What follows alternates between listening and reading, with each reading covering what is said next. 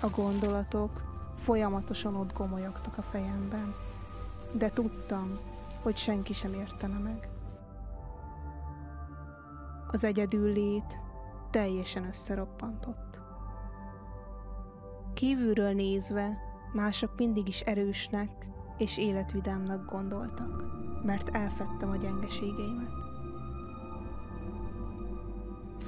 Általában nagyon hirtelen ütött be egy-egy rosszul lét, mintha valaki belül hirtelen átkapcsolt volna egy kapcsolót, és engem pedig kizárt volna.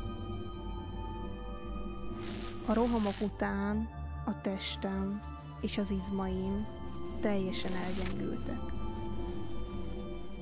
És ahhoz is meg kellett erőltetnem magamat, hogy felüljek. Az áttörést az jelentette, amikor rájöttem, bármit is teszek, a félelem nem fog egyik pillanatról a másikra eltűnni, és nem szabad hagynom, hogy bezárjon.